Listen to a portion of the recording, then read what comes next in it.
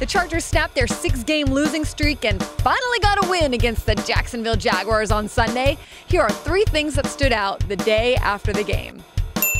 Quarterback Philip Rivers hit his buddy tight end Antonio Gates for 2 touchdowns in the span of about 2 minutes in the first half against the Jaguars. Now, much has been made about Rivers to Gates over the years. It's one of the most prolific and best quarterback to tight end duos in history.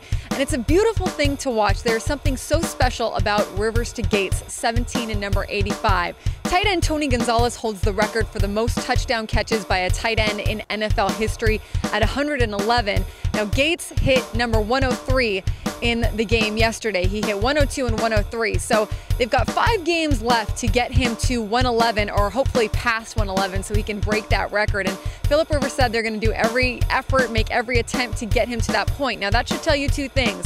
1, there's no certainty Gates is coming back. In fact, there's more of a likelihood he isn't coming back than he is. They want to get that record broken this year because who knows? Maybe he is coming back, maybe he isn't, but let's not take any chances. And 2, it is just something special to watch.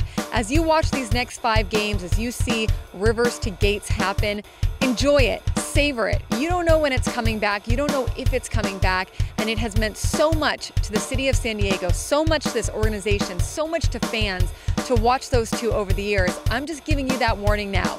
Let's watch history happen. Hopefully it does for Antonio Gates this year, whether he comes back or not.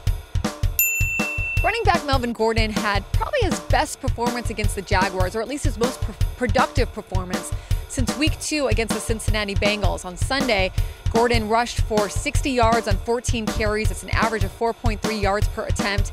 And he just seemed more decisive. He kept his pad level low. He was making guys miss. He had a spin move that he was using. He was working in a better fashion than he has been so far in his rookie campaign. Now, jury's still out on him. There's still a lot we don't know about him.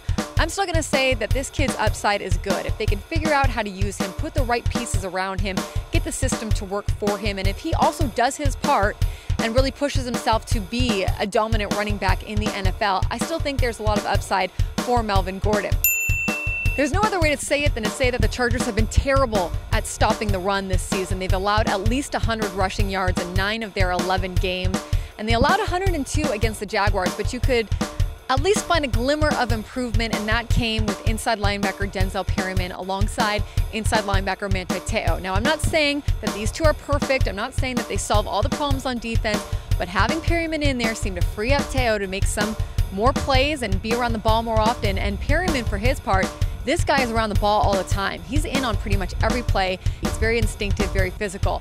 Mike McCoy won't say that Donald Butler has been benched. He won't use that word, but I will. He's been benched, and he needed to be benched. Just nothing good was going on for him, and they haven't been able to stop the run all season. So again, something to watch for. It's been a dismal season, perhaps with the addition of Perryman in there and the addition of Manti Te'o becoming better, which it looks like he's becoming better.